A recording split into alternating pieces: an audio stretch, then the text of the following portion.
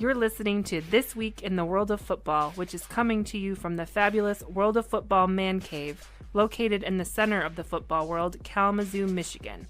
The purpose of this podcast is to promote the game of football in all its many forms, past, present, and future. The intent is to educate, inform, and entertain you, the listener, with the glorious buffet that is the world of football, while also keeping a close eye on the rich history of the game. You can find this show on a multitude of podcast platforms as well as on YouTube. Timestamps are provided in the show description, so you can jump to the topics you really want to listen to. So without further ado, let's kick off this week's show.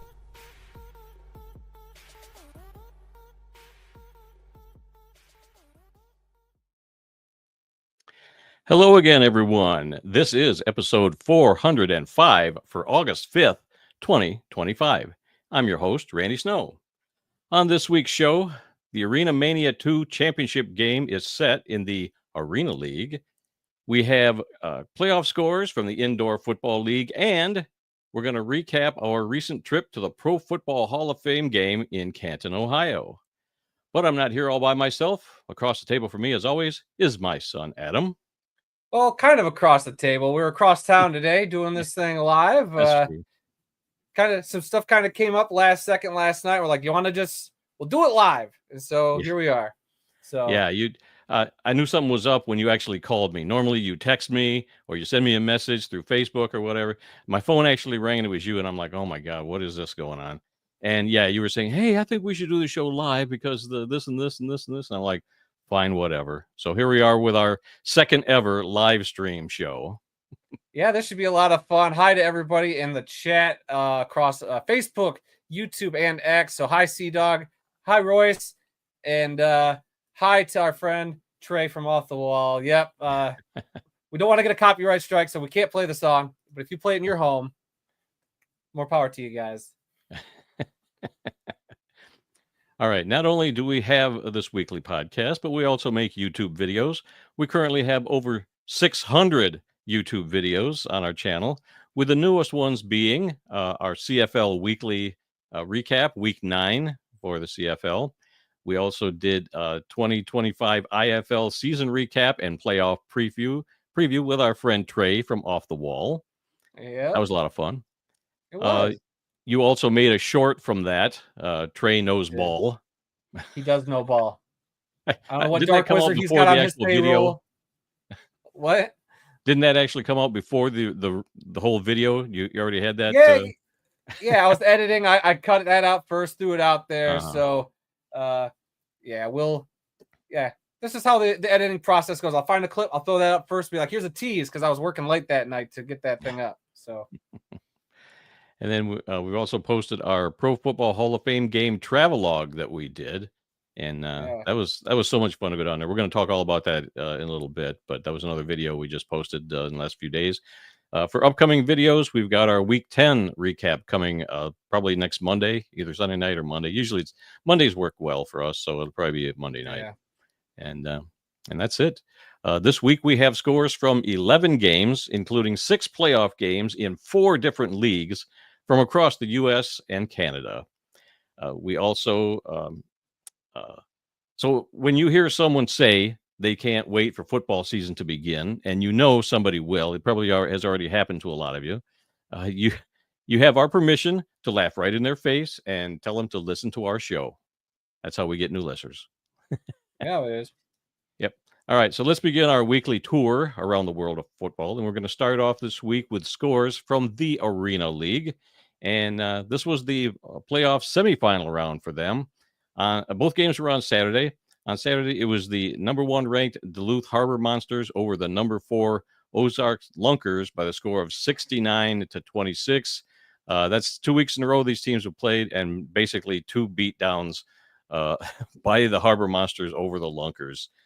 Sorry to see that, because our friend Tyler Kulka is now the quarterback of the Ozarks Lunkers, and sorry that his season's over with. I was hoping he'd make it to the championship game. Yeah, I mean, it was going to be a tall order to beat that Duluth team. They just dialed in there towards the end of the season. Yep. And I mean, from what I saw, I mean, it was close maybe for a smidge, and there were some great plays in that game too. I know Tyler had a couple great touchdown passes. but Duluth was just, they're the cream of the crop. That's why there's the rumors swirling about them maybe potentially jumping to another league. The coach has already kind of squashed that rumor, but you never know where there's smoke, there's fire. We'll have to wait and see if that all pans out at the end of the year. But, in the meantime, congratulations to Duluth. They built a heck of a team there, and it should be interesting, this championship game, which I'm sure we'll talk about in a second. Yeah. Also on Saturday, it's the number 2 ranked Hot Springs Wise Guys over the number 3 Iowa Woo by the score of 57-36. So another game that really wasn't too close. I mean, the Wise Guys have been pretty good all year. They kind of, I want to say, for me, paying attention to this league, they've kind of flown under the radar. I think they just didn't get as flashy as, like, with Kolka going to the Lunkers, with Duluth just being the best team. I just think that, and the Goats, obviously, with their attention because of the Kelsey brothers and the garage beer, I think they kind of flew under the radar, as good as they were. So, first-year team making it to the title game. I mean, this should be interesting. Yep. And that title game will be this Saturday night, the ArenaMania 2 championship game.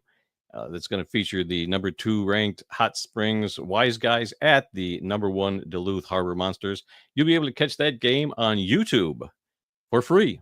So check that out Saturday night. No paywall. No paywall here. So yeah, this should be a fun game to watch. It should be. I mean, first off, great championship game name. We've talked about that before. ArenaMania is a great name. I like when they did the logos last year, and they, the way they incorporated the 2-team logo. So waiting for that one to come out. I'm sure their graphics person's working on it, but it should be a good game. Hopefully, be very interested to watch this one come Saturday night. I'll probably sit down and put it on. Yeah, I just might do that too. All right, do you want to move on to the IFL then? Hey, we might as well. I'm sure there's going to be some IFL people out there watching. A lot of stuff happened this weekend, and I'm sure there's going to be quite a bit to get into. Okay. You want me to read these? I mean, go for it. I got the scoreboard up there too for you, so you're good to go. All right. It was the playoff quarterfinal round in the Indoor Football League. In the East, on Saturday night, it was the number 1 Quad City Steamrollers over the number 4 Jacksonville Wheelers, Randy, not rollers. Steamwheelers, yes. You've been reading that New England Steamrollers book too much. That's 2 weeks in a row I did that. Yes. Quad City Steamwheelers over the Jacksonville Sharks 57-41. And then on Sunday in the East, it was the number 2 ranked Green Bay Blizzard over the number 3 Tulsa Oilers 58-26. Tulsa quarterback there was Sam Castronova, also from the AF1. So he didn't make it back to another championship game, or he's not going to make it to a championship game this weekend. But yeah, moving on to the. Oh, we're gonna move on. I was gonna say, I mean, we heard the Green, like, I kind of thought maybe Tulsa might take this one, but Green Bay's been, real hot, and our friend Trey, we know he's in the comments, in the chat there, and he's been singing their praise for a few weeks now about that Green Bay Blizzards team, and the Blizzard are hot, and going into an Eastern Conference title game, watch out for them. They're gonna make it very interesting. Yeah. Yeah, Green Bay was one of the teams I had going to the championship game, but the other team that I had isn't going to make it, and we'll talk about that here in a second. So as we move on to the Western Conference, on Sunday, it was the number 4 ranked Vegas Nighthawks upsetting the number 1 Bay Area Panthers 36-31. I caught some highlights of this game here. The Panthers had the ball with less than a minute to play, but they wasted a lot of time because they threw 2 short completions, and the receiver did not get out of bounds to stop the clock.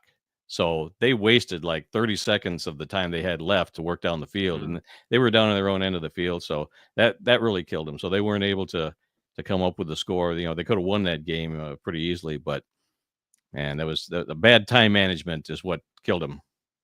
Yeah, I mean, like I said, Trey's over there with his crystal ball picking Vegas to win it all, and here they are beating the best team in the West.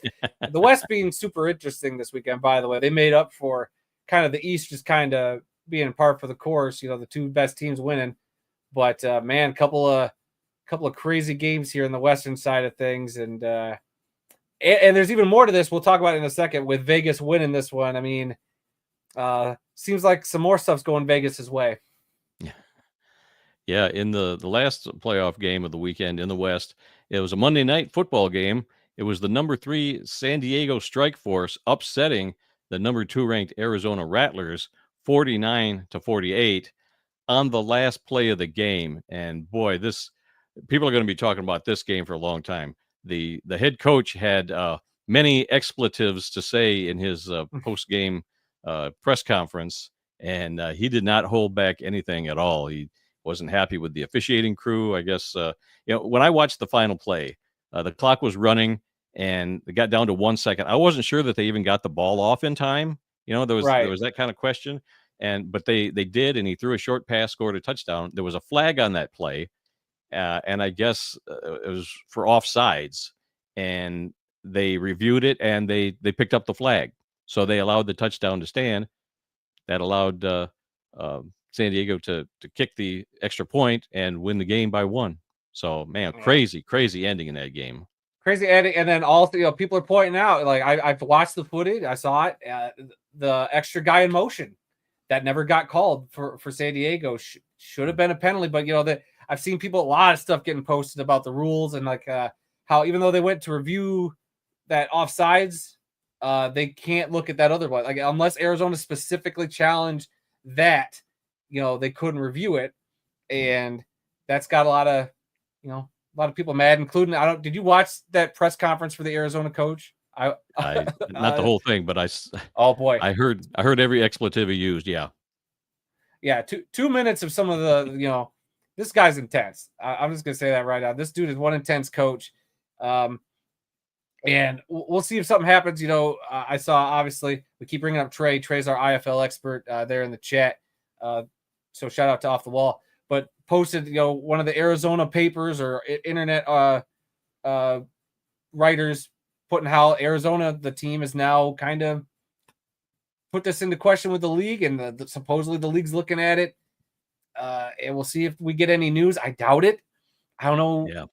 If there's enough there for the league to overturn it and have something crazy, happen. I mean, it's only, let's see, it's only 4:18 on a Tuesday here in Michigan. So, I mean, we'll see if something crazy happens.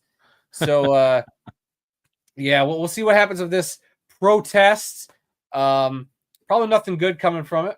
I'm sure that the strike force will still move on. And then I'm sure we'll see what the Rattlers do in retaliation. Does this just strain their relationship with the league? Who knows? I don't want to put no words in nobody's mouth, but it'll be interesting to say the least. I mean, never a dull moment when we're watching indoor football.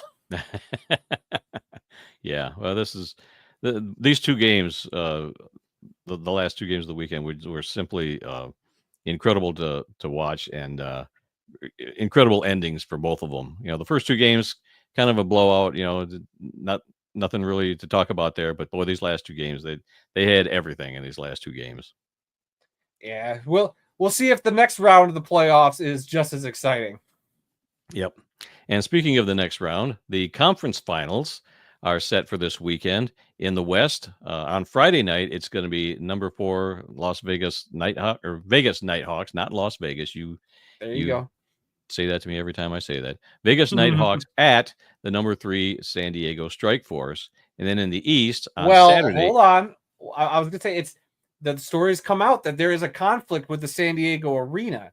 So that game is actually going to be played in Henderson, where the Nighthawks play in Nevada. Really? Oh, I hadn't heard that. Oh yeah, that's been another thing that last I saw. So, well, very interesting though. So it's all coming up Nighthawks. I don't know what Dark Wizard's been, feeding information there to Off the Wall, but it just keeps getting fishier and fishier the more this develops. Okay, so it's going to be Vegas versus San Diego, wherever it's played on Friday night. Then on Saturday, it's going to be number 2 Green Bay Blizzard at the number 1 seeded Quad City Steamwheelers. That should be what a weird turnaround too for the West too. I mean, you had one team play on Monday night, and then they got to turn around and play Friday night.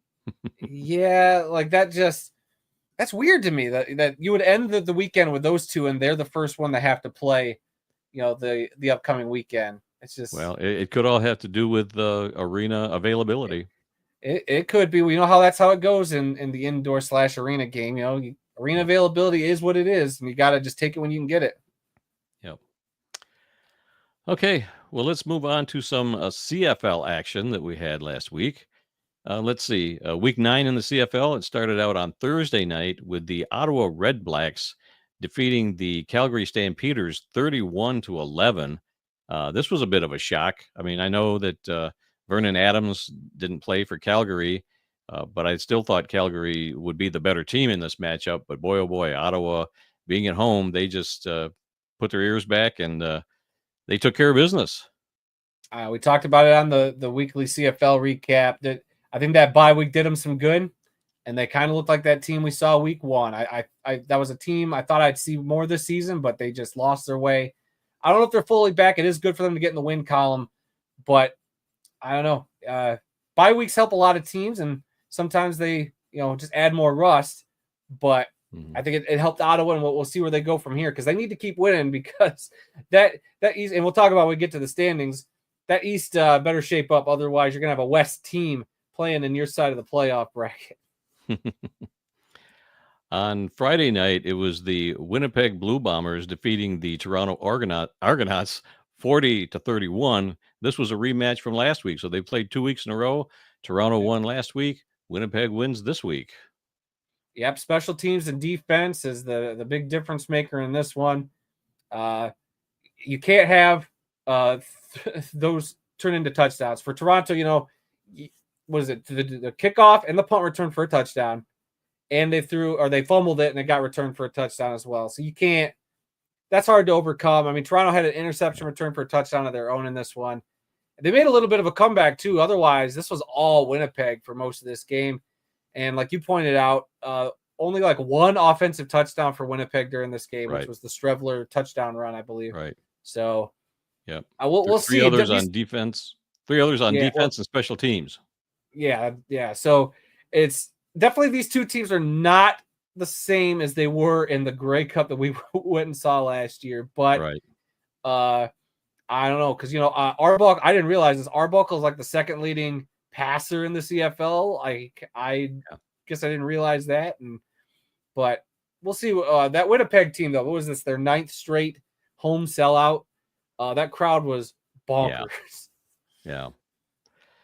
That was a crazy game.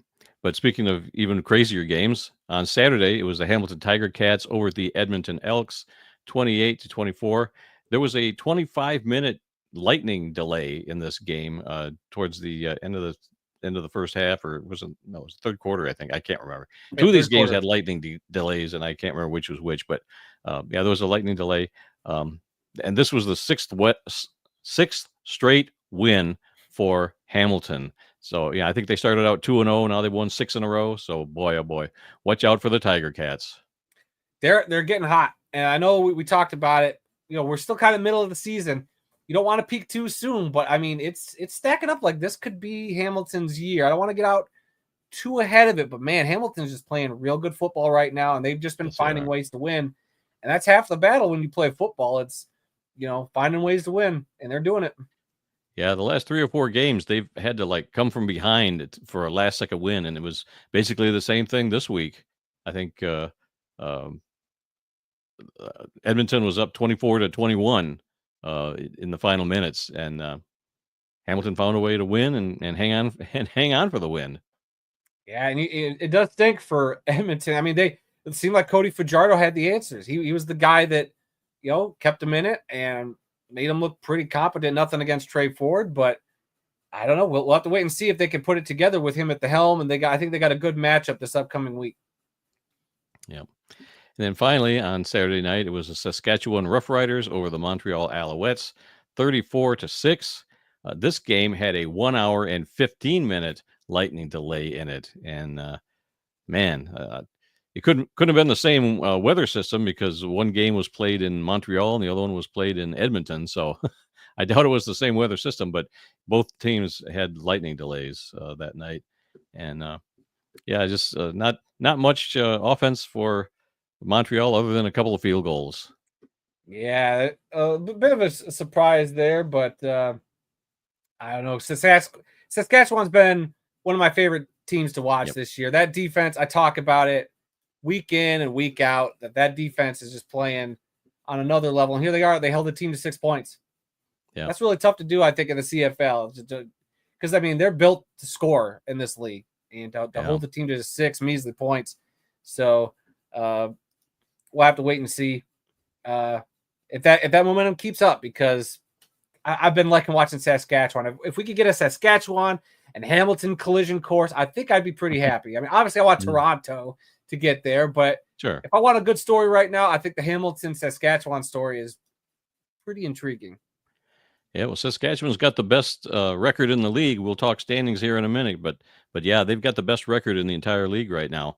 On bye this past week, it was the BC Lions, and a news story that you just brought to my attention just before we came on here. Saskatchewan has sold out their Labor Day Classic game against Winnipeg, and so yeah, it's going to be a crazy Labor Day. It's actually Sunday. It's not on the Monday, but it's that Labor Day weekend, and they've got three Labor Day games, and they're all teams that are in the same province together. So 3 Labor Day Classic games over that weekend. All right, let's look at the standings now in the CFL after 9 weeks. Let's see. In the East, you've got the Hamilton Tiger Cats at 6-2, Montreal Alouettes at 5-3, Toronto Argonauts at 2-6, and the Ottawa Redblacks at 2-6. And then over in the West Division, you've got Saskatchewan with the best record at 7-1, Calgary Stampeders at 5-3, Winnipeg Blue Bombers at 4-3, BC Lions at 3-5, and the Edmonton Elks at 1-6. Yeah, East, you better start showing up. Because right now, I think if the playoffs were to start, you're going to have the BC Lions jumping over to the Eastern playoff bracket to take that crossover spot. So, which I would like. It's been a few years since we've had the crossover spot. I've been talking about this for a few weeks now. I kind of want it, and we'll see if we actually get it. I mean, we still, like I said, week 9 out of 21, or however many weeks we have here in the CFL. Yeah. So we got a while. We got Toronto and Ottawa could shape up. We'll wait and see how that plays out, though. Yep. Yeah, this is normally where we talk about the European League of Football, but this week the entire league was on a bye. So no scores. I didn't realize that. I was going to look up some graphics and stuff, and I was like, wait a minute, I can't find anything. And it turns out everybody had a bye. That must be nice. You all get a vacation this week. Yeah, they'll all be back next week. So we'll have scores and whatnot from the ELF next weekend. All right, so the last game that we're going to talk about was the Pro Football Hall of Fame game in Canton. That was on Thursday night. It was the Los Angeles Chargers over our beloved Detroit Lions 34-7. I did find the attendance for this game because it looked pretty packed. I thought it was really, really packed, but the stadium holds 23,000 at Tom Benson Stadium. It'll seat 23,000. The attendance was 18,144. So, about 5,000. But from where we were sitting, I saw hardly any empty seats at all. Right. So, I thought it was packed. I thought maybe it'd be like 22,000, maybe. Yeah. Granted, I didn't turn around and look behind me a whole lot. You know, those stairs are pretty steep, but I have a fear of heights. So I was pretty much just focused on looking down at the field. And I was watching the CFL game on my phone during this shellacking. So, because, sorry for the loss. Dog, don't worry about it. It's a preseason game, and I'm not taking much stock in this one. So, we can talk about that. I mean, this is the only preseason game in the NFL we're going to talk about. Right. I hate the preseason. It's stupid. The only reason we're talking about this one is it's the Hall of Fame game, and the Lions are involved. I don't know what you can take away from this, Dad, but it just seemed like two teams that have been in training camp for a week or two, and then they were thrown out to play a game. That's it. This was nothing more than a scrimmage, so it's a throwaway game. But that's all the scores we've got for this week. So we're going to move on now to more happenings. You want to talk? I wanted to talk some more about this game. Yes, we are, but I'm just moving on past the scoreboard, and now we're going to transition to more happenings in the world of football. And this game specifically, I got a tray Trey Lance rant I want to get on, because I'm tired of people coming out and saying that he looked awesome and that, oh gosh, you see how good he looks, and the Lions are missing their coordinator so bad right now. Look, listen to me, everybody. I'm going to tell you right now. Trey Lance is still not great. Yes, he's got a great coach in Jim Harbaugh, who will probably make him a little better. But the fact that he's playing second and third string scrubs, yeah, I don't take much stock in that. So all these talking heads on ESPN and NFL Network just praising Trey Lance, no, not buying it for a second. And then the whole, the Lions are missing their coordinators thing. Get out of here with that nonsense too. It was game one. It was sloppy. The players were sloppy. It wasn't any of their starters. I'm not taking anything into that. Their first game as coordinator, sure, maybe a little sloppy, but who wouldn't have a sloppy first preseason game? I mean, get out of here with all that trash talk. It's a preseason game. There's not much to glean from it. And we can, okay, maybe now we can move on. I've said my piece. I'll try to hold my rant in a little bit. So I can probably keep going. Yeah. Well, no, what I wanted to talk about next was our trip to the Hall of Fame game. We did a nice, you did a nice video. You wrote me a script that I had to record just the way you wanted it. But we had a good time. And it was a long day. You know, we started out early in the morning. We left at 6 a.m. Got there around. Well, don't redo the whole video, Randy. People got to go watch it. I got it on the screen right now, but I mean, people got to go watch it. It was a long day, but it was a fun day. It was. It rained. It rained early on, but by the time the game came around that night, the rain was gone. We got to watch the Pat McAfee show in the rain. You got on TV. I don't think I did. No, you didn't. Standing. No. From what I could see, I scrubbed through a lot of it. I didn't see you on there at all. I was standing right next to you, or just right behind you, but I was behind a bunch of tall people. So I mean, I could see the camera, but I guess it never saw me. Yeah, it's all good. But I mean, I would recommend, I mean, not just doing the McAfee show. I just mean this whole Hall of Fame experience was awesome for us. I think that, it was cool. Like, it gave me some Grey Cup vibes a little bit, because, the Grey Cup had all 9 teams there. Everybody was getting along. And it's such, it's the beginning of the NFL season. So we saw, I'm trying to think, I almost should have filled out what teams I saw. I pretty much saw 10, 15 different teams represented, maybe not all of them. But like, I saw Jaguars fans. I saw, obviously, Chargers, Lions. I saw some Packers fans, maybe a Bears fan, if they're still out there somewhere, Vikings fan, Steelers fans, clearly, Browns fan. It was just cool to see everybody kind of getting along, because it's the start of the year. We're all on an equal playing field.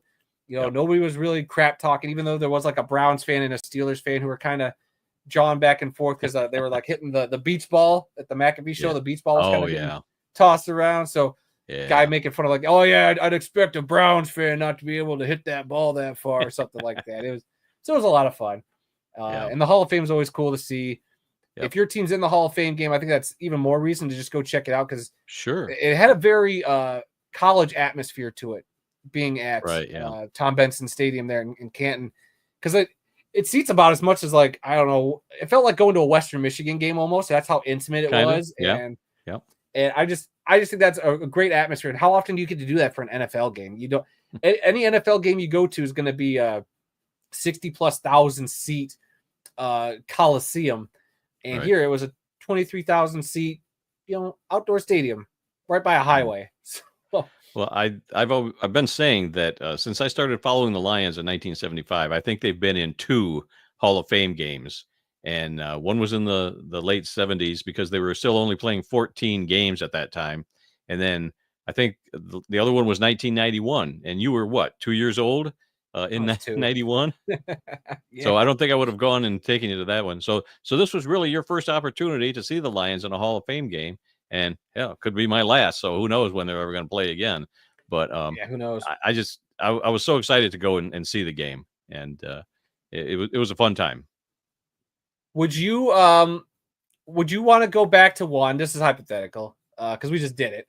Would you go back to watch 2 other random teams and do the whole weekend? Maybe. It depends on who the 2 teams are, and it depends on if any former Lions players are getting inducted into the Hall of Fame. Oh yeah, that's the other caveat. Yeah, if we have a Lions play, I don't even know who the next Lions guy to go in would be. if I had to say what, it'd probably be Matt Stafford, right? A former Lion. Like, I think Matt Stafford's probably the close. Who else would be going into the Hall of Fame? I mean, would Ragnow maybe? He's not Hall of I Fame. think Chris Spielman is long overdue to go into the Hall of Fame. There you go. That's a good one. Yep. So yeah, Get I'd love Chris to see Spielman him in the Hall. Yeah. Yeah. Yeah. So we'll see. We'll see. All right. Let's see. Other stories from the NFL. Sterling Sharp joins his brother Shannon Sharp as the first brothers to be inducted into the Hall of Fame. And I thought a few years ago, when they inducted Rondé Barber in 2023, I thought maybe his brother Tiki Barber would be, within the next couple of years. But obviously that hasn't happened. So I didn't even realize that, that was the first set of brothers that are now enshrined in the Hall of Fame. Yeah, it's a pretty cool achievement. Yep. Let's see. Antonio Gates was inducted, and he is the first player to make the Hall of Fame without playing college football. And I had to do a little searching into this, and he played college basketball at Kent State. And I guess somebody saw him and said, "Hey, I think you'd make a good tight end in the NFL." And he signed as a free agent with the San Diego Chargers and played 16 seasons in the NFL. 2003 to 2018, the last two being with the LA Chargers. And now he's in the Hall of Fame. So that was another first in the Hall of Fame. Yeah, pretty cool. Like, I remember when he came out, I remember that when he got drafted, that was a story. And then he turned into being one of the best tight ends to ever play the game. He was always so good. I never had anything negative to say about him. Like, he was just a playmaker. Yeah. He was awesome. Yep. All right. This just came out a little while ago. The Tampa Bay Buccaneers have signed quarterback Teddy Bridgewater to a 1-year contract. He's been the head coach at Miami Northwestern High School in Florida. And I guess he was suspended recently for providing impermissible benefits to his players. So, yeah, I guess he needed a new job. I mean, I was hoping he would come back to Detroit. I mean, we had some backup quarterback concerns this past week with the Hall of Fame game. That might be the only real thing I'll talk to people about after the preseason game is the Lions need a backup quarterback. And I got a list. I got a list ready for backup quarterbacks if anybody ever wants to hear it.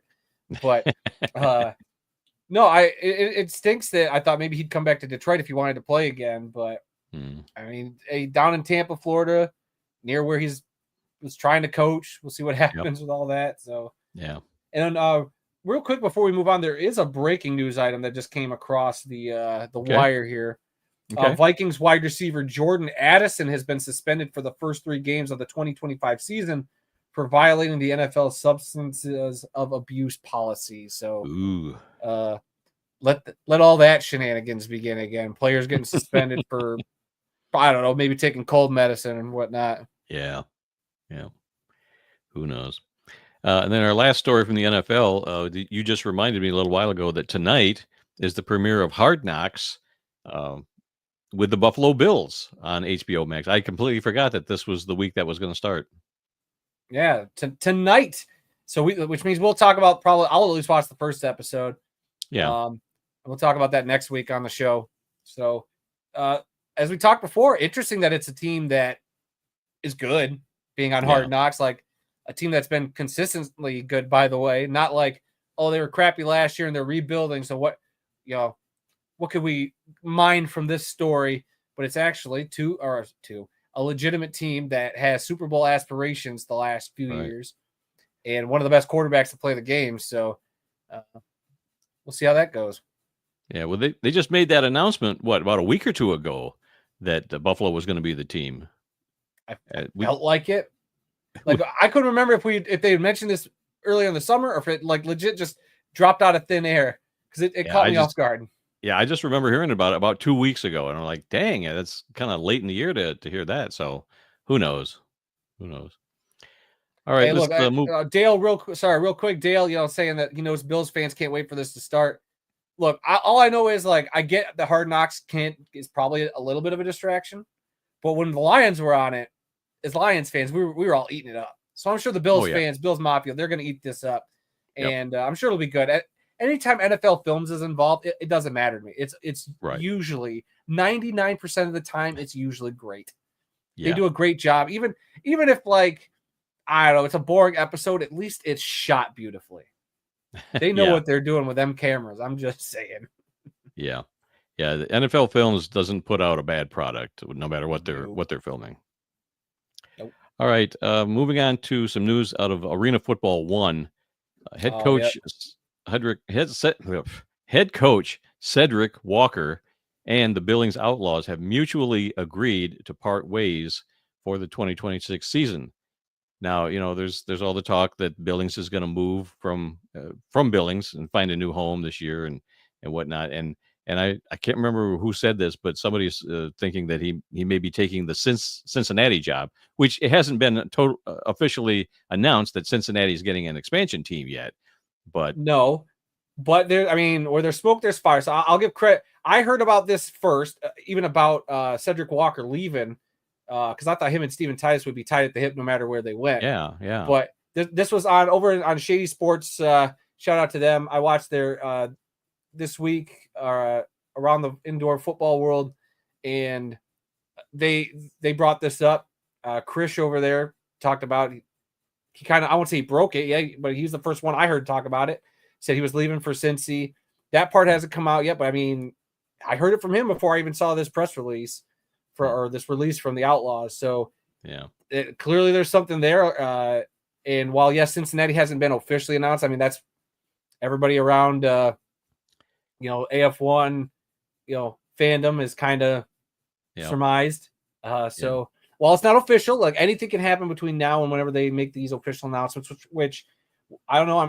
We're supposed to hear stuff soon. I keep getting told soon. I don't know how soon that is, but soon. But I don't know. We'll see. That's kind of where it seems like everything's trending.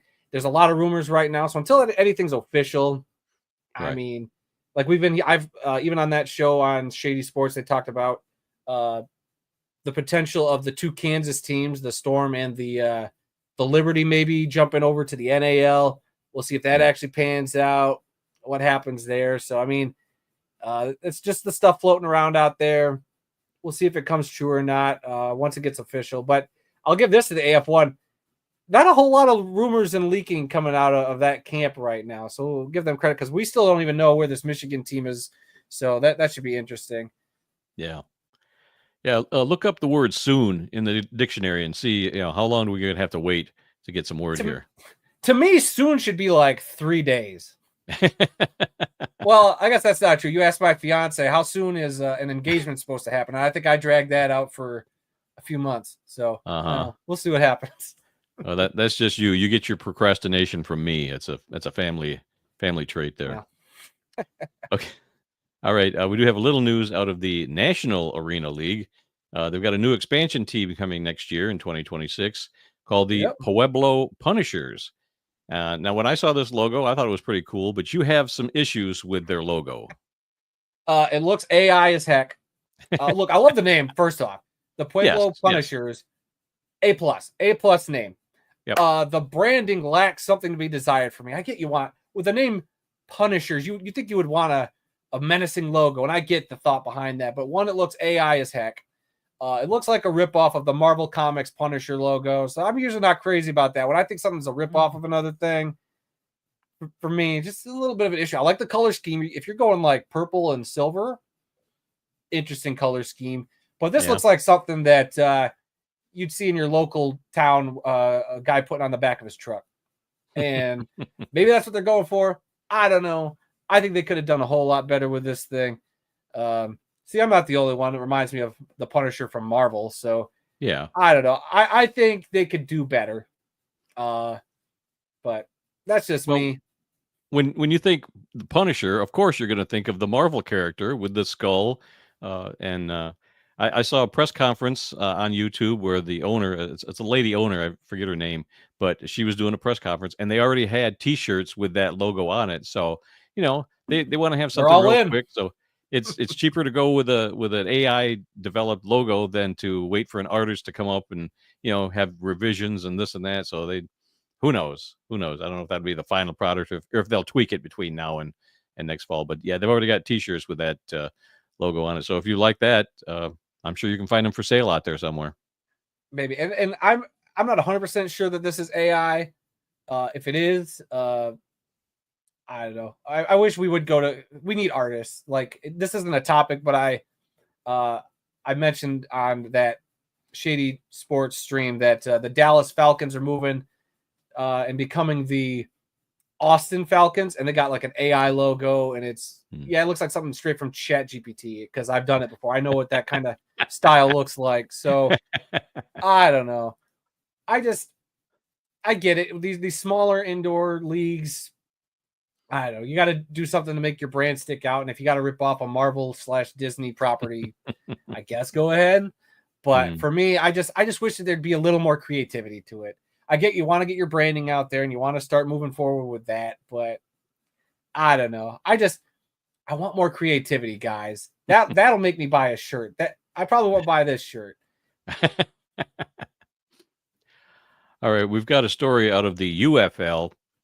Entrepreneur Mike Rapole, who is the co-founder of Vitamin Water, Smart Water, and Body Armor, which he founded, but then he's since sold them all to the Coca-Cola company, made big bucks, joins the ownership group of the UFL. He has been given full authority over the league's business operations, according to an article that I found on ESPN on the ESPN website. He envisions expanding the league to 10 to 12 teams within the next 5 years, and to get to 16 teams within 10 years, which is going to be half the size of the NFL. Pretty ambitious, I think, but very ambitious. And he also wants to move some of the current teams to smaller stadiums. Now that I understand. I mean, even the AF1 is realizing that you can't, at this point in their history, they can't go to a 25,000 seat arena, but some of these 10,000 seat or less arenas are perfect because it's a little more intimate and it's not as expensive, and until the league grows a little more, that would be the whole concept right there. I think of their marketing is smaller stadiums. It seems that we have lost Randy. I don't know if I did that to him or not. We'll see if we can get him back. If Dad can just sign in. But it's interesting though with this guy coming in. A lot of the fear and the that this is going to cause them to. Oh, there you are. Welcome back. I didn't do anything. Okay, that might have been me. I'm multitasking over here, so that's my bad. I didn't mean to cut you off. That's okay. I don't know. Do you think this is good or bad? I'm afraid that of some of the changes that are coming. Like we've heard the rumors of like the Panthers and all the USFL teams kind of getting the boot and getting moved. Right. Does this make you feel like, oh well, maybe they'll try to keep some of these teams? Well, they did say that all the teams in the USFL conference were going to be relocated, but now I'm hearing that the Michigan Panthers may stay in Michigan, just in a new stadium. So who knows? Who knows what's going to happen? The only thing that I've heard for sure is that somebody's going to be playing in Columbus, Ohio. That's the only thing definite that I have heard right now. I don't know which team is going to be moved there. Are they going to keep their same name? Is it going to be the Columbus Stallions instead of the Birmingham Stallions, or the Columbus Panthers? I don't know. Nothing's been talked about yet. But a team in Columbus is the only one I've actually heard that's most likely going to happen. And now, maybe Michigan might be staying in Michigan. We'll just have to wait and see. We'll have to wait and see. And I know we talked about it. The operation for playing in Ford Field, like for the Michigan Panthers, was at $500,000 a game, something crazy like that from what I read. And at those costs for this league, it doesn't make financial sense. As much as we love going to Ford Field for those games, absolutely, it doesn't make a lot of sense. Absolutely, yeah. They're losing money. They're losing money by putting the games in these big stadiums because they're not getting the revenue. And I don't know if their advertising is making up the difference for having a small crowd in a big stadium like that. But I personally love going there. There's no parking issues. There's no traffic issues. The tickets are plenty. You can pick wherever you want to go pretty much. And if you don't like your seat, there's plenty of other empty ones you can move to. So it's just a fun experience. And you get to go see Ford Field. You don't see the Lions, but you got all the other amenities. And like we've talked about before, we took your future father-in-law to the game. He'd never been to Ford Field before. So it was great for him to be able to at least see the stadium and know what they're talking about when he watches a game on TV. Yeah, we'll see. Like there's rumors, people trying to get Eastern Michigan over there in Ypsilanti to take the Panthers. Supposedly they haven't communicated from what I've seen. So we'll have to wait and see. I mean, it's spring football. Nothing's guaranteed. Nothing's, ever set in stone unless you're the Battlehawks and you've been ingrained now. Right. I don't see that team going anywhere, but everything else, shoot, throw spaghetti at the wall. Anything can happen. Yeah. All right. You said you had a uniform discussion you wanted to talk about today? Well, it's just a tiny little thing this week. So Adam's world famous uniform segment on the World of Football podcast this week of the World of Football. It's famous. The hottest segment in football podcasting, everybody. Tell your friends. It should be famous with a question mark. Famous with a question. Famous? Well, look, thanks. I appreciate you so much. But no, so it's more of some decal stuff. So, the Bears lost owner Virginia McCaskey and Steve McMichael this past season. Yep. So they're going to be commemorating them. They're going to have this patch on the front of their jersey for Virginia.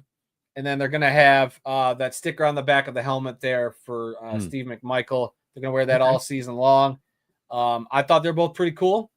Yeah. Apparently, they're not going to go with any sort of their throwback jerseys. From what I read, they're mainly just going to stick with their main uniforms with that patch on the front of the uniforms. That's going to be their big thing this year. And I got no problem with it. It looks really old school. I kind of like the look of it with the Bears look, as much as I hate the Bears. But I respect the history and the look of them. So I think it'll be fine. And that's pretty much the only uniform thing this past week. So, okay. I hadn't seen those yet. So that was news to me. So, yeah. Okay. Well, let's talk about today's birthday, or August 5th. Quarterback Roman Gabriel, born on this date in 1940. He passed away in 2024 at the age of 83.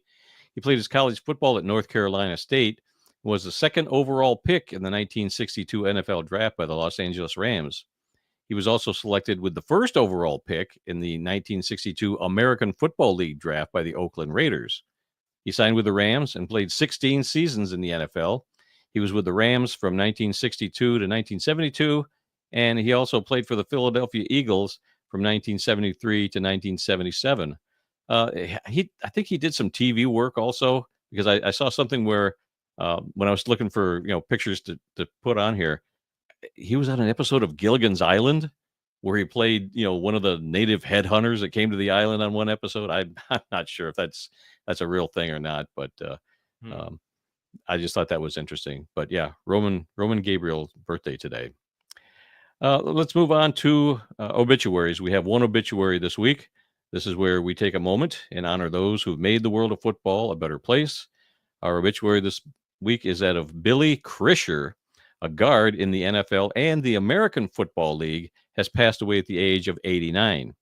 Krischer played college football at Oklahoma and won back-to-back college football national championships with the Sooners in 1955 and 1956.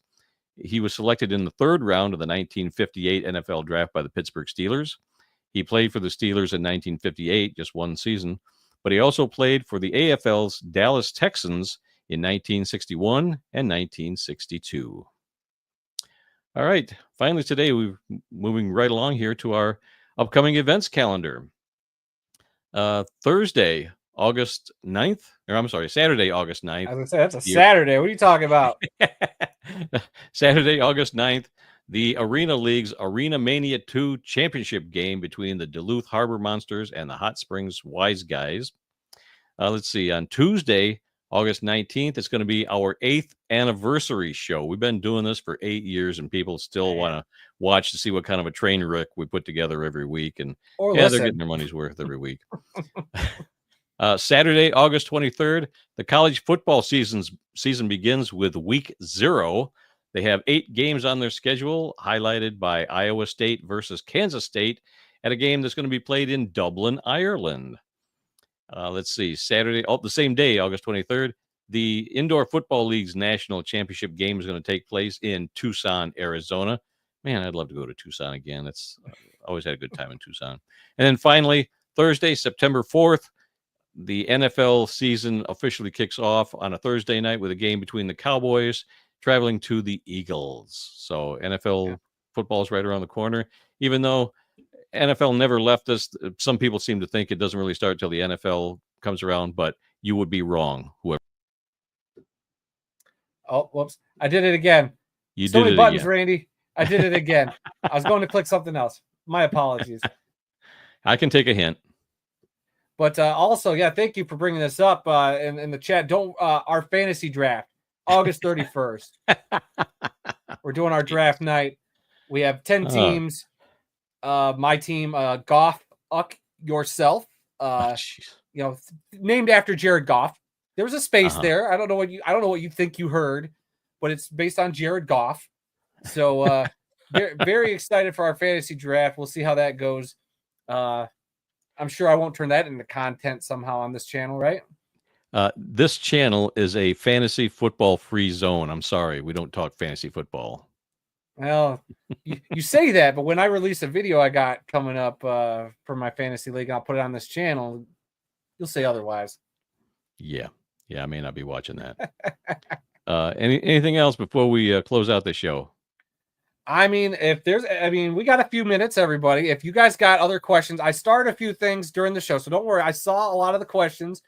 We'll go back and highlight some of them before we wrap up today's show. But if you got other questions about whatever league, we'll try to do our best to answer. Can I show a few souvenirs I got from the Hall of Fame game? Oh, go for it. Yeah, send in your questions, everybody, while Randy does story time.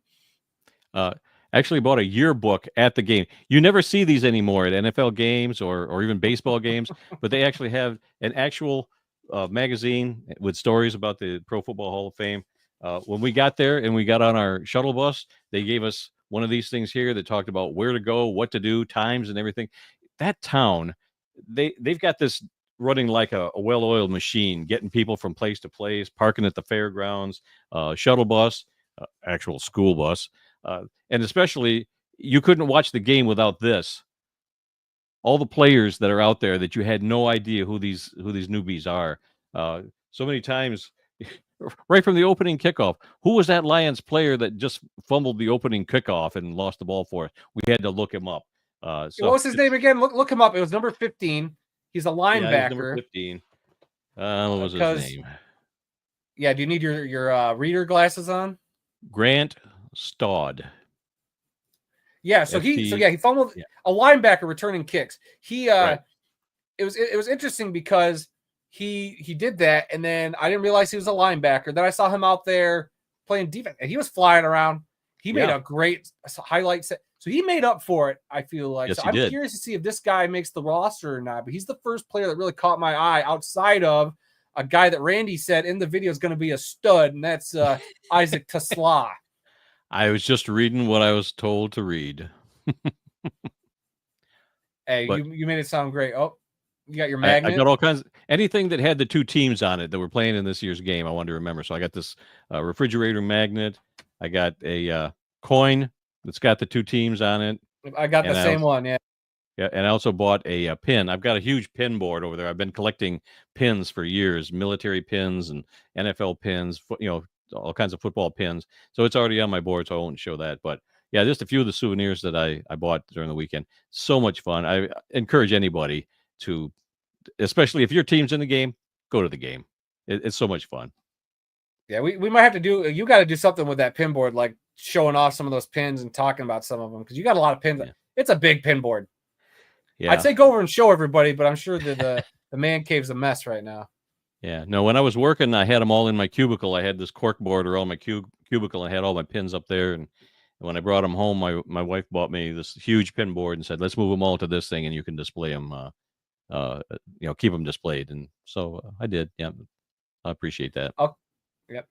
All right, we're going to go through real quick. I'm sure there will be more questions coming in real quick, but we're going to start at one of the earlier questions we got in the show. Is the 2 t-shirt giveaway still going on if someone figures it out? It's been a couple weeks. I mean, if somebody wants to email wofkalamazoo@gmail.com with all correct 28 teams slash leagues slash events that I used to make the live. We're still waiting on that. Nobody's done it yet, and I think I would honor it if somebody sent it in. So I couldn't do that on my best day. So I don't know if anybody's going to find all 28. We'll see. If somebody does, like I said, I'll own up to the 2 t-shirt thing. Heck yeah. All right. The next question we got was early in the show. Which CFL teams was the biggest surprise for you guys? Right now, it's Hamilton. Yeah. Yep. That's what I was going to say. Hamilton. Yeah. Like I said, they're the one that has not. They've got the longest drought in winning a Grey Cup game. They've been to a couple of Grey Cups in the last few years, but they have not won those games. But 1999 was their last win, so they haven't won a Grey Cup in the new millennium. Everybody else has. So I'm kind of rooting for Hamilton this year. Yeah. Also, winning the Hall of Fame game is a curse. Yeah, I saw some stat that said if you win the Hall of Fame game, you're 0-8 in the playoffs. And if you lose, you're 5-6, something like, I don't know. It's preseason. I'm sure people can make stats about anything. I wouldn't read too much into that nonsense. It's one preseason game that don't mean nothing, don't mean squat. That's why we don't talk preseason around here. No. What should be the names for the Ohio and Michigan teams for the AF1 until we know officially the cities? Hard to say. Yeah. I mean, Grand Rapids Rampage has always got a nice ring to it. Absolutely. Yeah. Cincinnati Swarm's always got a nice ring to it. Cleveland Gladiator. Yeah, we could pull out any of those old names and use those as our answer. Yeah, if they put it in a city that's had a team before, an AFL team before, I would love to see and could that get the name rights and logo come back, huh?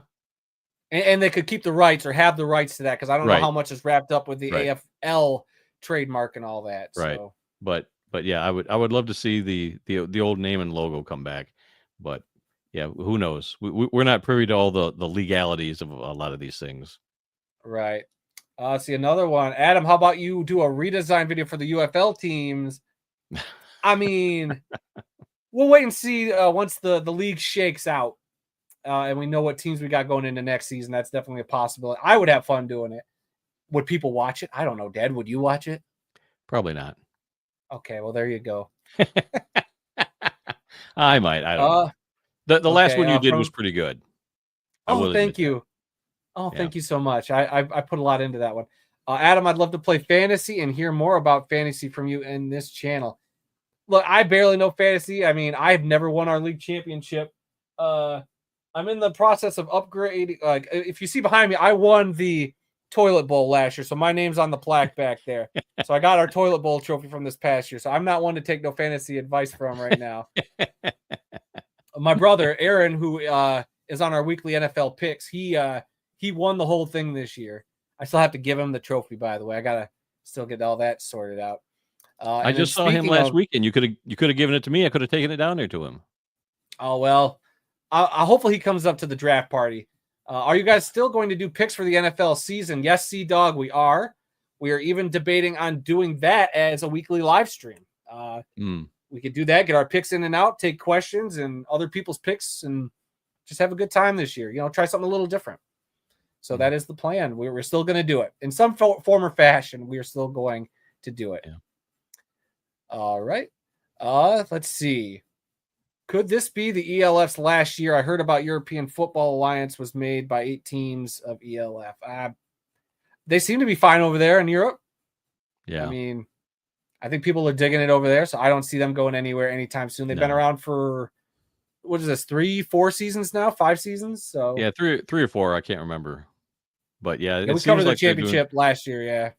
Yeah, it seems like they're doing really well over there. Like I said, the people are really into it. They're liking the American football, and yeah, I don't see them closing up shop anytime soon. Let's see. We got this comment here also from Dale. Do you have a favorite IFL team? I mean, they're not in the playoffs. They didn't make the playoffs. It was the Fisher's Freight. I mean, I got which way do I got a link here? You can see it down there. I got a Fisher's Freight football and a couple mini helmets down there. So the Freight. Yeah, Yeah, we were there for a game in week 2, and we loved it down there. The great facility they've got. Just everything was Oh first yeah. class. The field was gorgeous. I asked the guy that their PR guy that showed us around. I asked him. I said, "Is this a repurposed field?" And he said, "No, this is a brand new field. We bought this, and it's nobody's ever played on it until now. And it was just gorgeous. We got to walk around on it. A gray field with blue stripes on it. Oh my gosh, gorgeous, just gorgeous." Yeah, it was great. We got a video up about our trip there. It was a lot of Yep. fun. They were so Yep. gracious with us. So go check that out. That was a good time. Made Let's a video see. about it. You want to see it? Here it is. Let's see some other comments. We want this one. Kyle from my fantasy league, sounds like I'm getting a segment on the show if it's about fantasy. Hey, we can talk, bud. I've been trying to get Kyle somehow involved in our show. Other Kyle involved. So maybe a fantasy show might be in the cards, Kyle. We'll have to wait and see. Let's see from Maryland Snow over on Facebook. What's the next game you two are going to? Do you want to answer that I don't one? know. It's probably the Western. Yes, I've got tickets to a couple of Western Michigan games coming up in September. I always like to see new teams. I mean, Western Michigan is in the Mid America Conference, and I've seen all the teams in the Mid America Conference from Central Michigan, Western Michigan, Miami of Ohio, and all those. So I like to go to the early games every year and see new teams I've never seen before, and sometimes they're FCS teams. But I think that the two that are coming here this year are Rhode Island and who's the other one? I can't remember the other one. But East Texas. I think it's East Texas Is it East or Northern Texas? or Northern Texas. One of those teams. Texas. It was a smaller team. But yeah, I'd love to see teams I've never seen before. So those are the two games that I've got tickets. So you can only go to one of those games, Adam. So I have to find somebody else. Hey, C-Dog, if you're at that game, take video, have a good time. It should be a lot of fun. Whoever's in that championship game. I mean, even if it's not the Strike Force, try to go because I'm sure it'll be a good time. Yeah. We recommend it. I mean, it's a championship game. They usually put on a good show. Yep. Let's see. And then Dale responded, yep, they went on a 9-game losing streak. They won their first 2 games, lost 9 straight, and then they ended the season with 5 wins. So they should have been a playoff team if it weren't for that 9-game losing streak. Yeah. Let's see. So, okie dokie. Dad, well, we are just shy over an hour. Okay. We appreciate everybody who's come through the chat and played along with us for the hour and so that we've done the show. Let us know if you like us doing it this way. I mean, we are just so used to doing the podcast, getting together and getting it up. But if this is something that people want to see more of, let us know in the comments. And I don't know. Yeah, you have to convince Randy. He's the one that'll have to really put the stamp of approval on it. Mm-hmm. So yeah, don't forget to check out our World of Football merchandise at tpublic.com for the latest in football-related T-shirts, hats, mugs, and more from our merch store. And remember, folks, some people may love football more than we do, but nobody, and I mean nobody, loves more football than the two of us guys sitting here in different studios in Kalamazoo, Michigan, talking about football. Join us again next week when we'll try and do a better job. Yeah, right. Until then, I'm Randy Snow. And I'm Adam Snow. Thanks again to everybody for checking out. Make sure you hit the like button, subscribe, all that stuff, especially when this video is up and Adam. So we shall talk to you guys soon.